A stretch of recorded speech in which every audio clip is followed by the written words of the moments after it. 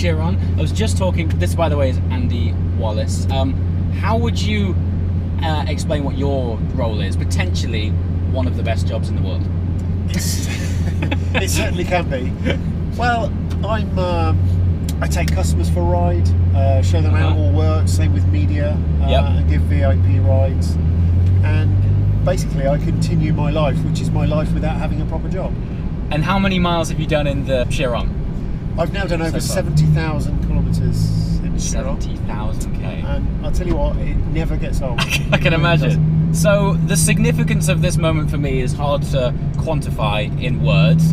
We are about to go up a famous road in Abu Dhabi called Jebel Hafit, but on our way there, what I want to do is try and put into context why this car is so special, almost sort of quantify as to why the car is so expensive from an engineering point of view, because I think we read these stats and figures about 0 to 60 times and top speeds, all nice and good, but how that's achieved is a totally different ball game.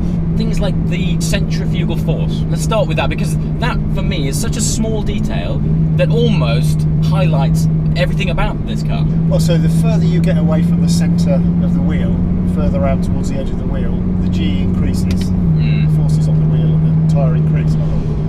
They also go up as a square of the speed. Right. So at 420, which is our electronically limited top speed, the valve cap, which weighs 2.5 grams, is subjected to 3,000 times gravity, so it weighs 7.5 kilos, trying to escape from the centre line of the tyre, or the centre of the wheel. The temperature and pressure sensor weighs 44 grams, which by the way is a very lightweight one. I'm sure it is, yeah. And with the forces acting on that, that's 132 kilos. 132 kilos. And that obviously, when you're going that kind of speed, it's very important that those things work. I understand from when they did the early testing that we were using a fairly standard temperature and pressure sensor that is used in most normal cars. Okay. And on Michelin's rig, we were finding that actually they were snapping loose. They were snapping loose. And coming out through the top of the tyre. So it's just little things like that, which everything about this car, it's breaking new ground in so many areas. Yeah. So of course, it was modified, a new one was designed and engineered and put on the car, and we have no such problems, but it's just to go to show you the forces. Now, that's at the valve. By the time you get to the tyre sidewall, we're asking the tyre sidewall to withstand 3,800 G at that point. And this is at the limited 420. It's like, but you're saying these figures as if it's just like, 3,800. Like that's like unfathomable force. It's just ridiculous. It really is, yeah. Well, and this is why, of course, when you see a car going for the world land speed record, they use solid metal discs and not tyres, because for this reason.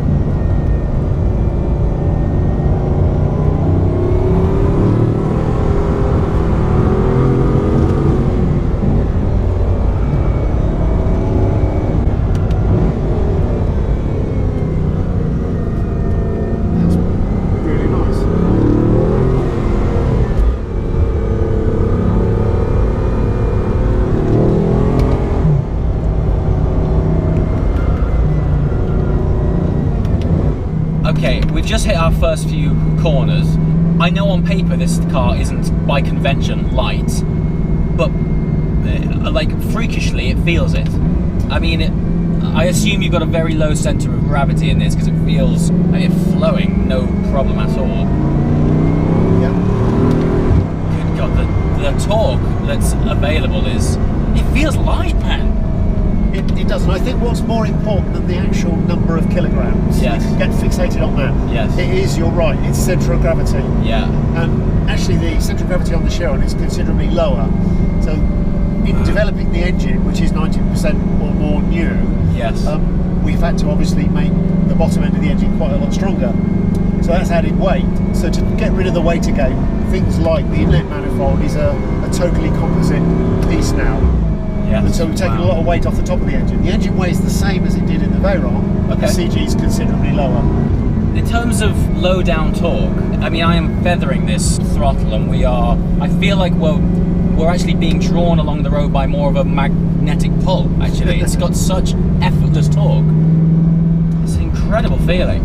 And that's down to the two-stage turbocharging that we spoke about a bit earlier. Yes. Which is that we use just 2 turbos early on. Here's a straight bit, see what you think.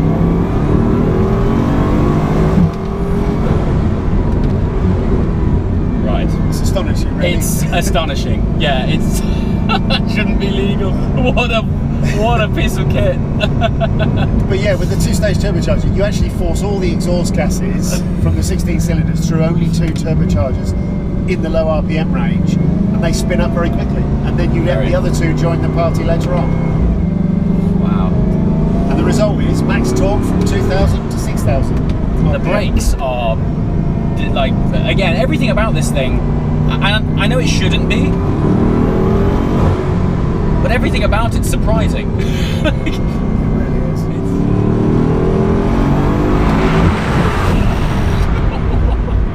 It's amazing. And the traction is even in first sensational, gear. isn't it? Engine, on the outset, you'd be forgiven for thinking that it's a version of the Veyron engine because it's still the 8-litre W60, but of course that's not the case at all. What measures have taken place to get this thing to do what it does? Earlier on, you were talking to me about the consumption of air and the amount of fuel it drinks. Talk me through that, because again, insane. Yeah, and those are only the extremes. So what if you found a piece of road, or you owned your own country and made your own piece of road, and you could actually hold the throttle down for 6 minutes and 49 seconds at full speed, right, you would actually drain the 100-litre tank. But that's like a headline figure, because in fact, in normal use, you can easily clear 500 kilometres on a tank. Okay. But that 6 minutes and 49 seconds, you've still travelled a distance of 56 kilometres because of the way you're covering the ground. So it's just, all these numbers are they're problems that are not having to be solved by anybody else, because they haven't got the performance. I mean, one car that I've driven recently, this isn't something to compare at all, but this is going back to engineering again. I just came back from the launch of the Audi RS4, and I was sort of hoping that they would have put a dual clutch gearbox in it, but because a gearbox at that price point as a twin clutch couldn't cope with the torque, they opted for a more conventional 8-speed. Yeah. Now, how many pound-feet of torque has this got? 1180. 1180 over that whole 2,000 to 6,000 range. And you're running a twin clutch gearbox. Now, this isn't to compare. This is to highlight just the magnificence of the engineering that's involved in this thing. I mean, like, how do you go about making components that deal with that? Well, that's the thing, and I suppose it's expensive, isn't it? So if you're making a car that is going to be costing you a little bit more, you can put the engineering and the costing into it. Well, we're going to debrief in the car. Well, look at this resplendent Bentley that we've had laid on for us to drive all the way back to Dubai. We got a chats link. We got some stuff to be talking about. Thank you very much, sir. It's our wonderful driver this evening. Wow, look at that for an interior. Debrief, dude. How was that, mate? I mean, so my angle, if you're at the end of the video now, it's easy to talk about how fast it is. Yep. I wanted to highlight the sort of engineering genius behind how it's so fast. Okay. Because it reaches this sort of realm of speed where all of a sudden everything is just magnified, well, 3,000 times. So Andy was giving me a stat that the centrifugal g-force on the dust cap of the tyre, I think it weighs something like 2.4 grams when it's static, and it weighs like over 7 kilograms when it's at top speed. So he was saying the forces of everything are just so magnified. Yeah, well, apparently it was 3,000 times. You know, that basically, at those sort of speeds, you can apply that formula to thousands of components on the car, which simply didn't exist. Like, they have to create and invent them. So the magnificent thing about it is, yes, it's like organ-bendingly fast. Yeah. But the thing that I think I'm the most impressed with is how luxurious and refined it is doing it. Like, there's cars which are as fast, but there's nothing. There's no. But carpets, they're just stripped out. It's just carbon, and that's it. It's just, that's it. And it's a very different experience. I can't think of anything that does what that thing does. Like, well, we're in Bentley now, and the Chiron. The Chiron is as luxurious, if not more. Yeah, absolutely. Which kind of says it all, really, doesn't it? It feels like you're in this, but it drives. It just like it drives like a proper supercar, but you kind of approach it like a. I actually call this thing a Hyper GT. Yeah, because it's so much luxury, easy. You could cruise in it easily. You know, it's got a fabulous sound system in it, like plush leather. They weren't in the game to save weight. It's big. It's big. Yeah. It's like a big car. Before, I'm tall, and I got in it, and there's plenty of room in it. The way it puts down traction, like flat in first, it just squats and goes. And that is deploying savage amounts of torque. 1500 brake horsepower. 1500 brake horsepower, and it just goes. And the rate at which it covers ground is quite scary. How was the braking compared to what you thought? Much when that better. air brake comes up, it's like throwing a parachute out behind you. It's brilliant. It looks you fantastic. anchor on first, and obviously the brakes take the first hit. But then when the air brake comes off, there is this like surge of a sort of depletion of energy upon this brake coming up, and it sheds off so much speed, and obviously it has to. And it looks cool. And it looks amazing. It looks brilliant. Yeah, I mean, this year has been ridiculous, but to be able to finish it with a Chiron, I hope you guys have basically appreciated the content over the last 12 months. And hopefully it comes across on the tracking shots and some of the things we've done. The road that we've done it on. Yeah, amazing. So those tracking shots is brilliant. I wish I'd have filmed you actually, because you were literally hanging out the boot of a car trying to get those shots. So thank Adam for those beautiful shots. Comments below. This is a Christmas special, so Merry Christmas and Happy New Year.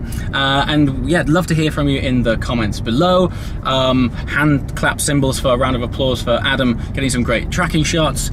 And yeah, who knows what 2018 will bring, but we have some stuff in the pipeline, and I have a feeling it's going to be quite epic. What a day. See you soon. Ciao.